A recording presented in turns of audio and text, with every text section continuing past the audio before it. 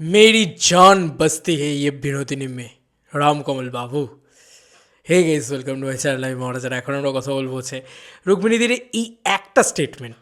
এটা না সত্যি বলছি, আমার এত ভালো লেগেছে মানে ট্রেলার লঞ্চে। যাই হোক, আমি ট্রেলারটা নিয়ে কথা বলছি, বিনোদিনী ট্রেলার নিয়ে কথা বলছি। এটা না রিয়েলি বলছি, it's a grand epic, film. Trailer দেখে একটাই কথা আমার মাথায় এসছে, ভাই টিকিটটা কাটতে হবে ভাই, কিচ্ছু করার নেই। একবার না, মিনিমাম 2-3 বার আমাকে এই ছবিটা দেখতে যেতে হবে।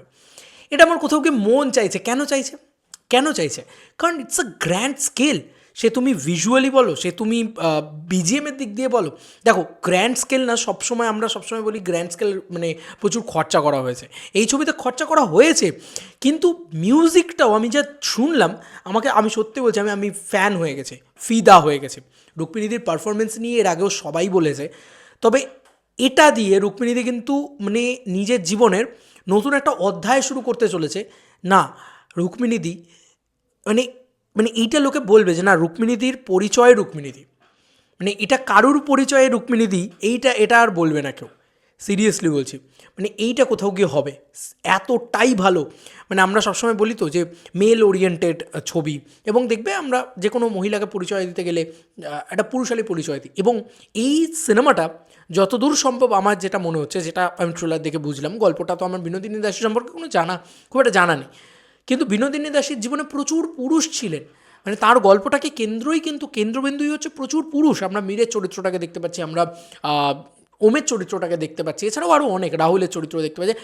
মানে প্রচুর মানে কৌশিক গাঙ্গুলি হতে পারে প্রত্যেকে। এবং দেখো, বিনোদিনী দাসের জীবনটা খুব কষ্টের, প্যাথেটিক, কারণ গিরিশ ঘোষ যেটা কৌশিকবাবু করছেন, কৌশিক গাঙ্গুলি করছেন, তিনিও কিন্তু একটা টাইমের পরে বিনোদিনী দাসের সাথে এরকম একটা টাসেল হয়ে যাচ্ছে যে আমি এরকম বিনোদিনী দাসী চাইলেই বানাতে পারি, ইত্যাদি ইত্যাদি। এবং এই যে ভালো ডায়লগ লেখা, সেটাও খুব সুন্দরভাবে হয়েছে। আর একটা প্রেজেন্টেশনের ভিতরে একটা গ্র্যান্ড ব্যাপার আছে, এইটা কিন্তু খুব সত্যি কথা। রুক্মিণীদি দেখছিলাম কাঁদছিল ইয়েতে, তোমার ট্রেলার লঞ্চে। তো না, মানে একটা ইমোশনাল হওয়ার কারণ আছে। It's a epic film. মানে আমরা সব বাঘাযতীন নিয়ে খুব সেলিব্রেট করি, বাঘাযতীন নিয়ে হচ্ছে, বাট এটার ভিতরেও সেই মাস মশালাটা তো রয়েছে, অ্যাট দ্য সেম টাইম ওই গ্র্যান্ড ব্যাপারটা রয়েছে, অ্যাট দ্য সেম টাইম একটা কী বলবো, একটা ক্লাস আর মাসের প্রপার কম্বিনেশন হয়েছে।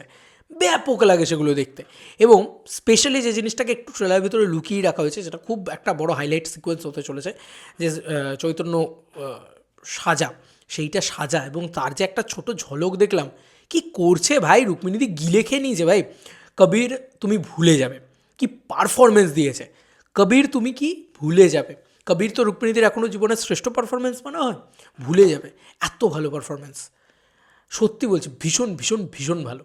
এবং একটা ব্যাপার কাজ করছে ভিতরে, ঠিক আছে। এবং প্রত্যেকটা চরিত্র খুব সুন্দর করে লেখা, এবং গল্পটা যেন মানে একটা ধাঁচ দিয়ে গেল গোটা সিনেমাটার, অথচ যেন মানে দেখে মন পোষালো না, আবার দেখি এরকম। আমি এক্ষুনি ভিডিওটা শ্যুট করার আগে 3বার দেখেছি এই নিয়ে ট্রেলারটা। এত বড় ট্রেলার হওয়া সত্ত্বেও গল্প সম্পর্কে কিন্তু আমরা খুব যে একটা আইডিয়া করে ফেলতে পারছি, বা কোন স্ক্রিন প্লের পরে কোনটা হবে সেটা আমরা বুঝে যাচ্ছি, এমনটাও নয়। সিনেমাটা অনেকে আমরা বলি না যে ট্রেলারটাতে সব দেখিয়ে দিল, না ভাই, সেটাও করেনি। কিন্তু কি ভালো ট্রেলারটাকে কেটেছে। আমি সম্ভবত দীপায়নদা কেটেছে, তো আমি প্রচণ্ড প্রশংসা করবো ট্রেলার কাটিংয়ের। ভীষণ ভালো ট্রেলারটা কেটেছে, মিষ্টি করে কেটেছে, খুব সুদিং লাগে চোখে সেটা। কালার গ্রেডিং, আমি স্কেল নিয়ে বারবার কথা বলছি, আমি সিনেমাটোগ্রাফির কথা বলি, কি ভালো ফ্রেমস নেওয়া হয়েছে এক একটা, কি লাগছে।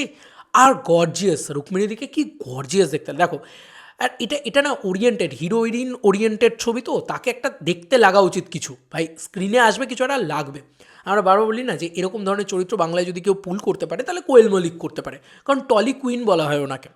তো এখানে না ওই রানী লাগছে পুরো। দেখবে গাঙ্গুবাই কাঠিয়াবাড়িতে ইয়েকে, তোমার আলিয়া ভাটকে পুরো রানী লাগে। অন্যান্য ছবিতে কিন্তু ওই জিনিসটা হয় না, ওই যে গ্র্যান্ড ব্যাপারটা। তো বাংলার ভান্সালি যদি বলা যায়, খারাপ লাগবে না কিন্তু শুনতে খুব এটা। এবং এটাও ওনার পরিচয় অ্যাকচুয়ালি হওয়া উচিত না। কেন? কারণ রামকমলবাবুর পরিচয় হওয়া উচিত যে উনি ন্যাশনাল অ্যাওয়ার্ড উইনিং ডিরেক্টর ভাই, কিছু তো বানাবে ভাই, এটা তো মানতে হবে।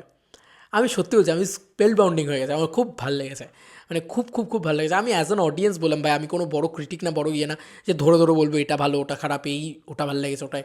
আমার যেটা লেগেছে আমি সেটাই বললাম। ডায়লগ ভাল লেগেছে, প্রত্যেকটা সিন ভাল লেগেছে। মানে একটা ট্রেলার যেভাবে ওয়ার্ক করতে হয়, বিজিএম ভালো লেগেছে, কানা গানটা তো আমি আগেও বলেছি, কানা গানটা আমার খুব পছন্দের একটা গান, এবং সেটা যেভাবে ব্যবহার করা হয়েছে ট্রেলার ভিতরে, সেটাও খুব ভালো। এবং প্রত্যেকের সাথে যে কেমিস্ট্রিটা, যে বিল্ড আপটা ঘ্যামাভাবে ওয়ার্ক করছে। এবং একটা শট আছে দেখবে ওপর থেকে, যেখানে একটা মানে মৃতদেহ চলে যাচ্ছে এবং সেখানে সিঁদুর পরা, এবং পরবর্তী শটটা হচ্ছে রুক্মিণীদি এরকমভাবে নিচ্ছে ওই কাঁধে ওটা। তো ওই জায়গাগুলো এবং যেভাবে খুব ফাস্টলি ট্রেলারটা গেছে, মাল্টিপল শর্টসের ব্যবহার করা হয়েছে।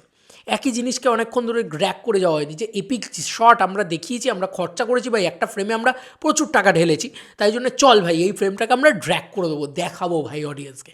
না, তারা কিন্তু ছোটো ছোটো ছোটো ছোটো করে খরচ করেছে, তো কী হয়েছে, চলো আরও আরও 5টা ফ্রেম আছে আমাদের কাছে, সেই 5টা ফ্রেম দেখায়, একসাথে দেখিয়েছে। এই জিনিসটা খুব এঙ্গেজিং করে দেয় ট্রেলারটাকে, বড় ট্রেলার হওয়া সত্ত্বেও এঙ্গেজিং করে দেয়।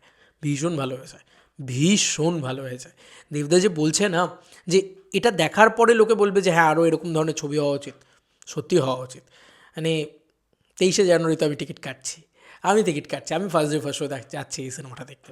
মানে সত্যি বলছি, যখন আমি অ্যানাউন্সমেন্ট হয় বা হয়, একটা এক্সাইটমেন্ট অবভিয়াসলি ছিল যে কী হবে, কেমন হবে, বাট ট্রেলার দেখার পরে আমার এক্সাইটমেন্টের পারতটা এরম জায়গায় চলে গেছে যে দেখবো কি দেখবো না, এরকম জায়গায় ছিল যেখানে সেটা সিরিয়াসলি বলছি, ট্রেলার দেখার পরে এটা হয়ে গেছে যে না ভাই দেখতে যেতে হবে, এটা বড় পর্দা, এটা ছোটো পর্দায় মানে মজা লাগবে না, এটা গ্র্যান্ড, ওই মানে 70 mm স্ক্রিনে দেখবো, ওই মানে সাউন্ডস্কেপে শুনবো, 7.1 বা ওই ডলবিতে শুনবো, তবে গিয়ে আমার মানে মনটা শান্তি পাবে। যাই হোক, আমার খুব খুব ভালো লেগেছে। তোমাদের কার কি মতামত বিনোদিনীর এই ট্রেলার নিয়ে জানিও কমেন্ট সেকশনে। চলো বন্ধুরা, নতুন কোনো ভিডিওতে দেখা হবে, বাই।